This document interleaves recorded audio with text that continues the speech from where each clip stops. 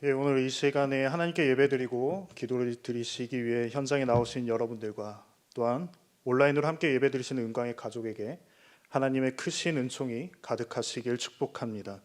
저는 방금 목사님께 소개해 주셨듯이 현재 소년부와 제자학교를 담당하고 있는 이창훈 전도사입니다. 어느 은광교회에 부임한 지 이제 벌써 3년 차가 이제 되었는데요. 시간이 참 빨리 흘러가는 것 같습니다.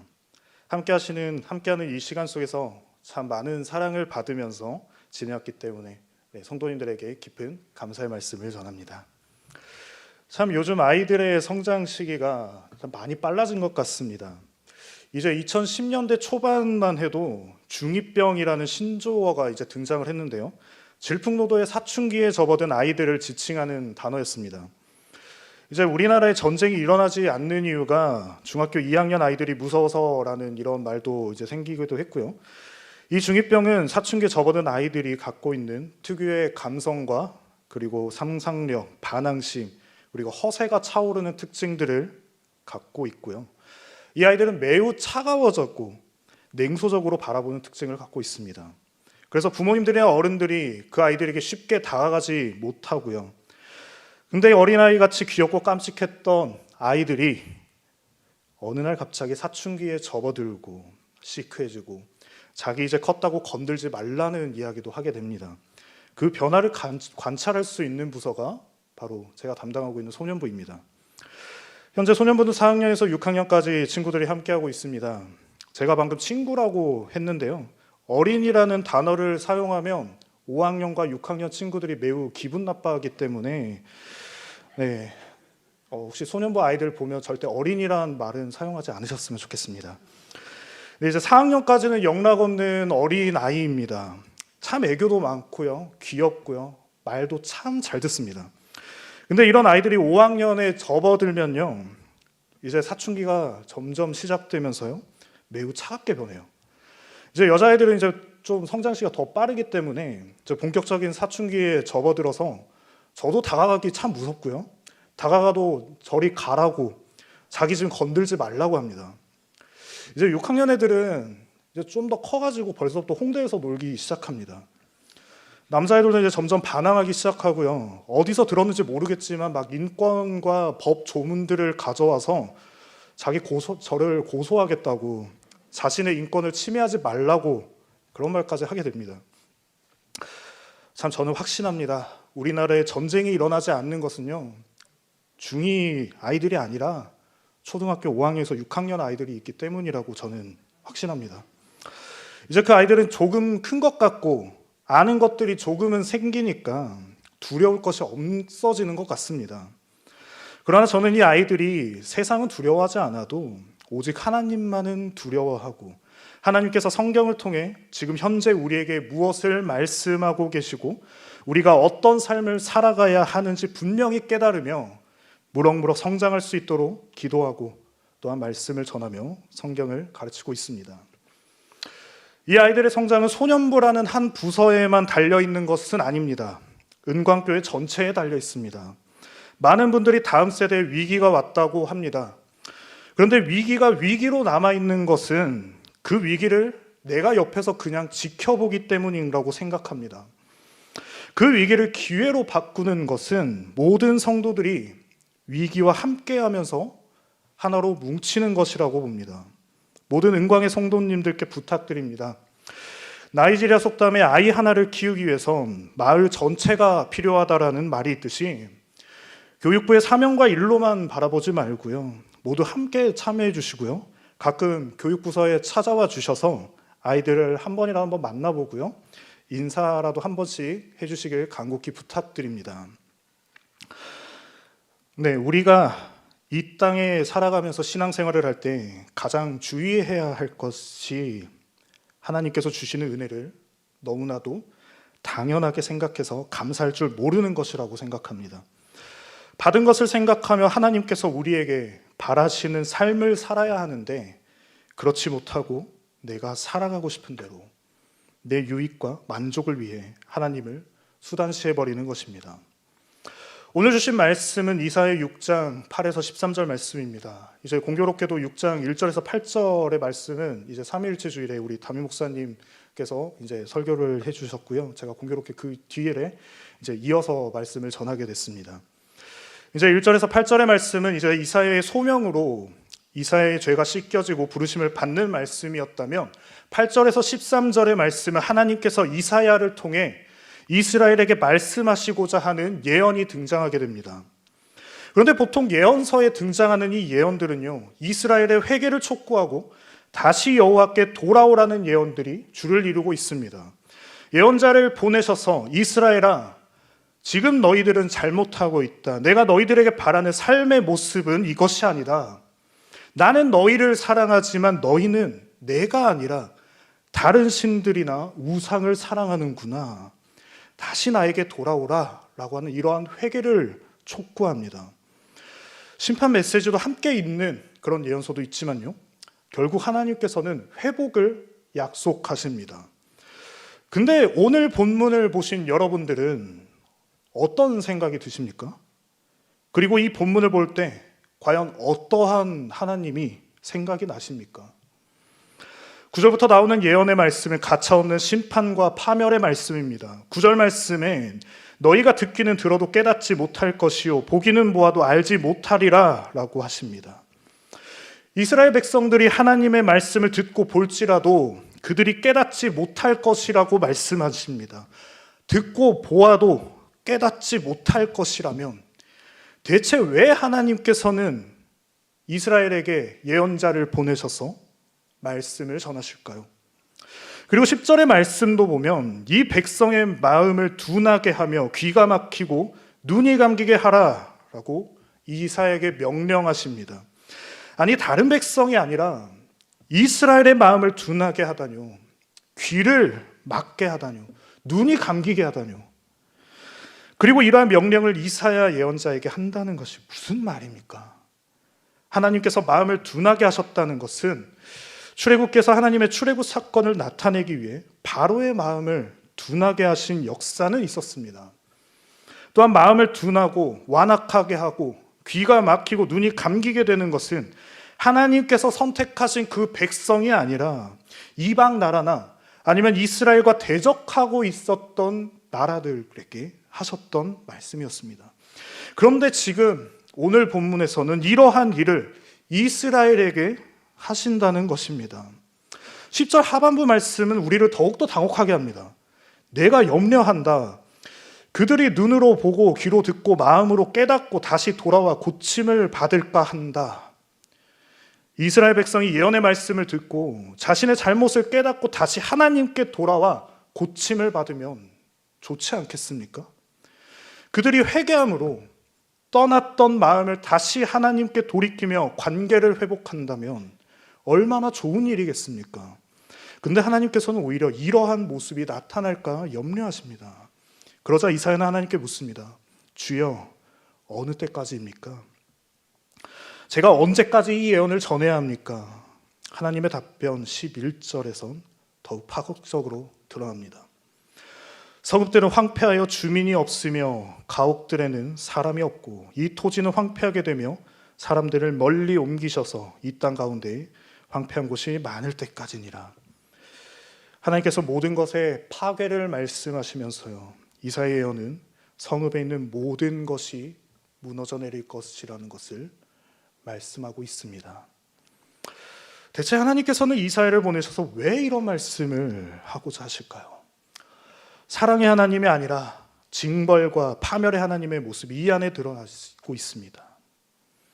이것은 주일날 담임 목사님께서 말씀하셨듯이 하나님께서는 이사야를 통해 말씀하시면서 이스라엘이 깨닫기 바라시는 간절한 마음이 역설적으로 드러나고 있습니다. 이제 우리가 다 같이 주일날 보았던 70인역을 다시 한번 제가 읽어보겠습니다. 너희가 참으로 들을 것이나 깨닫지 못할 것이다. 또 너희가 참으로 볼 것이나 알지 못하리라. 이는 이 백성의 마음이 살쪘음이며 그들이 그들의 귀로 잘 듣지 못하게 되었고 그들의 눈으로 달아버렸음인데 그들이 눈으로 보고 귀로 듣고 마음으로 깨달아 돌이키지 않기 위함으로 그러면 내가 그들을 고쳐야 할 것이다. 너무나 완악해지고 하나님께 둔감해진 이스라엘의 모습에 통탄하시면서 그들이 드릴 것인데 깨닫지 못하고 볼 것인데 알지 못할 것이라는 하나님의 뜻이 담겨 있습니다. 근데 왜 이스라엘 백성들은 이사야를 통한 하나님의 예언을 들어도 깨닫지 못하고 있을까요? 그것은 바로 이사야가 전하는 하나님의 말씀은 심판과 재앙, 파멸인데 당시 시대와는 맞지 않았습니다. 당시 이스라엘은 겉으로 볼 때는 참 좋은 열매들을 맺고 있었습니다. 당시 시대는 평화와 안정의 시대였고요. 매우 풍요로운 시대였고요. 나라는 강력했습니다. 그런데 그러한 좋은 평화와 안정의 시기에 갑자기 이사야가 등장해서 파국을 이야기하고요. 심판과 재앙이 임할 것이라는 예언은 이스라엘 백성에게는 그저 헛소리에 불과할 뿐이었습니다. 또한 당시 이스라엘에게는 예루살렘에 하나님께서 머물고 계시기 때문에 이스라엘은 절대 멸망하지 않을 것이다 라는 절대적인 믿음이 있었습니다. 만약에 이스라엘의 위기가 찾아온다면 하나님께서는 언제나 우리와 함께 하시기 때문에 우리를 구원해 주실 것이다 라는 굳건한 신념이 있었습니다. 이사야가 활동했던 당시에 이스라엘은 열심히 하나님께 예배했습니다. 좋은 제물을 바치고요. 좋은 음악으로, 좋은 서비스들로 하나님을 예배했습니다. 겉으로 보기에는 너무나도 믿음이 좋은 백성들이었습니다. 좋은 열매를 맺은 것 같죠. 잘 짜여지고 참 조직적인 예배, 최고의 것들을 드리는 제물들, 그리고 그 결과 당시 임해진 국가의 평화와 안정들. 그러나 겉으로 보이기에는 아름답고 풍요롭고 안정되어 있는 이 나라의 내막을 들여다보면요, 악랄하기 짝이 없었습니다. 이사야 외에 같은 시기에 활동했었던 아모스, 호세아, 미가는 제사장들과 다른 예언자들이 갖고 있던 물질 만능주의를 비판하였고요, 하나님께서 흠이 없는 제물을 바치라고 하셨는데 부유한 백성들은 흠 있는 제물들을 가져왔고요, 뇌물을 받은 제사장들은 그것들을 모두 다 눈감아 주었습니다. 제사장들과 예언자들은 술에 취해 있었으며 성적으로 문란한 모습을 보여주었죠. 즉 하나님이 윤리적인 요구들을 따르지 못하고요, 그저 자신들의 만족에 따른 예배를 드리고 있었다는 것이었습니다. 이뿐만 아니었습니다. 당시 사회 상류층들은 가난한 자들을 억압하고 있었고요, 그들의 것들을 모두 빼앗았었습니다. 하나님께서는 정의와 공의를 베풀라고 그들에게 말씀하셨는데 이들은 그런 하나님의 뜻을 모두 다 무시하고요, 자신의 이익만을 챙긴 것입니다.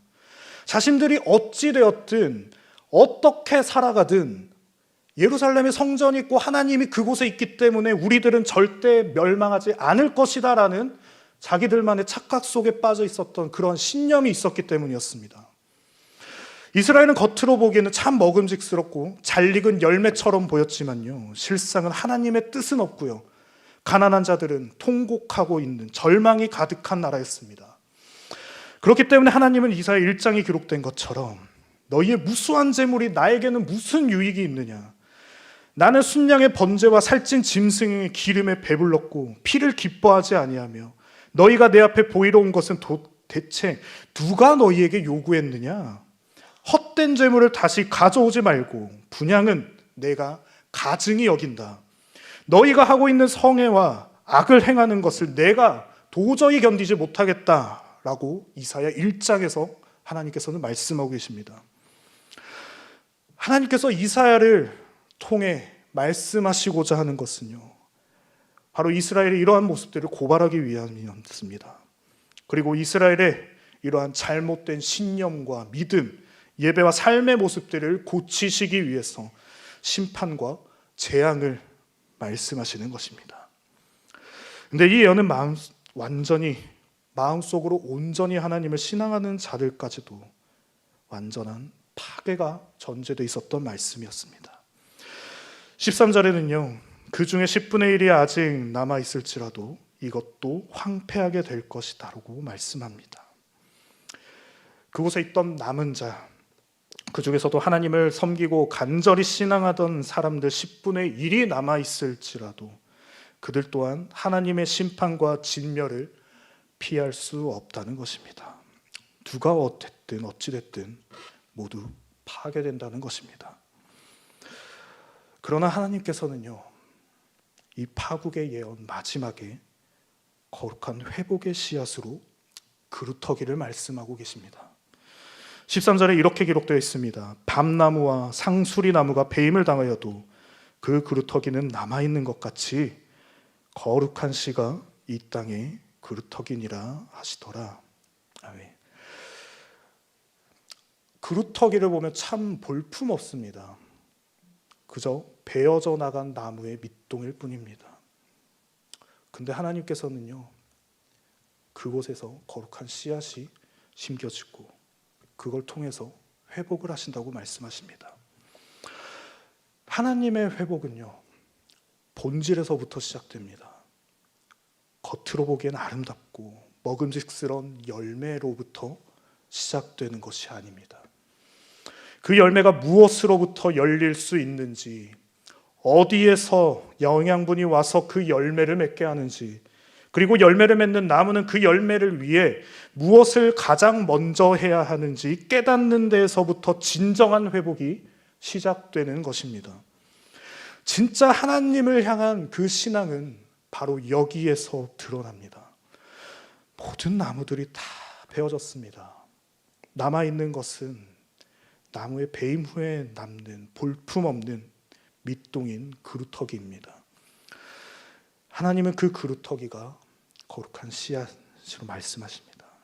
그 씨앗은 오직 하나님께서 주시는 것이며 그 씨앗이 새싹이 되어 다시 자라날 수 있게 되는 것은요, 그 그루터기에게 있는 뿌리입니다. 이사야 11장 1절 말씀을 공동번역 성경에서는요, 이새의 그루터기에서 햇순이 나오고 그 뿌리에서 새싹이 돋는다라고 말씀하십니다. 이사야 11절은 메시아 왕국 그리고 평화로운 나라와 예수 그리스도의 예언을 담고 있죠. 흔히 씨앗과 새싹 등은 후손을 지칭하면서 파괴된 이후에 새로운 일을 행할 자들을 지칭하고 있습니다. 그루터기의 신앙은요, 겉으로 보기에는 화려하지 않고 볼품없어 보이고 뭔가 남들에게 자랑할 것이 없어 보이지만요, 뿌리에 집중하는 신앙입니다. 나무가 아름다운 꽃을 피우고 맛있는 열매를 맺기 위해서는요, 굳건한 뿌리가 있어야 합니다. 누군가에게 선물하는 꽃다발을 한번 보십시오. 당장 보기에는 참 아름답습니다. 그런데 그것은 뿌리가 없기 때문에 금방 시들어 버립니다. 좋은 열매를 맺는 나무들은요, 굳건한 뿌리를 갖고 있습니다. 강한 강풍에도 흔들리지 않는 나무는 땅속 깊이 뿌리를 내린 나무들입니다. 아무리 잘려나간 나무의 그루터기일지라도요, 새로운 싹을 틔울 수 있는 것은 땅속 깊이 뿌리를 내리며 양분을 빨아들이고 있기 때문에 새로운 생명의 싹을 틔울 수 있는 것입니다. 그렇다면 오늘 말씀의 그루터기의 그 뿌리는 어디를 향하고 있는 것일까요? 바로 하나님을 향하고 있습니다. 하나님을 신앙한다는 것은요, 우리의 삶의 뿌리를 하나님께 깊이 내리는 것입니다. 눈으로 보이는 열매는 그 뒤의 일이고요, 가장 먼저 해야 하고 바라보아야 할 것은요, 하나님을 바라보고 하나님께 깊이 뿌리를 내리는 신앙의 삶을 사는 것입니다. 겉으로 화려해 보이는 풍요, 부귀영화들, 자기 자신이 드러남 같은 열매에 먼저 집중하지 맙시다. 이사야 예언자가 활동했던 시기에 이스라엘은 겉으로는 화려해 보였습니다. 나라는 평화 안정이 가득했습니다. 마치 그러한 모습은 아름다운 열매를 맺은 것 같이 보였지만 실상은 뿌리가 다 썩어 들어간 나무의 일시적인 결과일 뿐이었습니다. 뿌리가 연약해지거나 없어지게 된다면 아무런 탐스런 열매가 맺혀질지라도 다음 해에는 맺지 못합니다. 겉으로 볼품 없어 보이고 지금 당장 아무런 유익을 가져오지 않을 수 있지만 땅속 깊숙이 하나님께 깊이 뿌리를 내린다면 하나님께서 주시는 값진 양분을 통해 하나님의 아름다운 귀한 새로운 열매를 맺을 것입니다. 코로나19로 인해 어렵고 힘들고 답답한 삶이 계속되고 있습니다. 한국교회도 수많은 위기를 겪고 있고요. 사회는 기독교 교회를 외면하고 신뢰를 주지 않고 있습니다. 현재 날마다 배임을 당하고 있는 것 같습니다. 그러나 하나님께서는 이 와중에서도 새 일을 시작하실 것입니다. 그 일은 화려한 열매나 꽃으로부터 시작되는 것이 아니라 이새의 그루터기, 줄기에서 자라나는 새싹이 세상을 구원하고 하나님의 나라가 임하게 하듯이 지금 잘려나가 볼품없어 보이지만 하나님께 깊숙이 뿌리 내린 그루터기의 신앙으로부터 하나님의 새 일은 시작될 것입니다. 하나님께 먼저 깊숙이 뿌리를 내리는 흔들리지 않는 굳건한 그루터기의 신앙을 가지며 하나님의 새 일을 위한 묵직한 성도가 되시길 주님의 이름으로 축복합니다. 기도하겠습니다.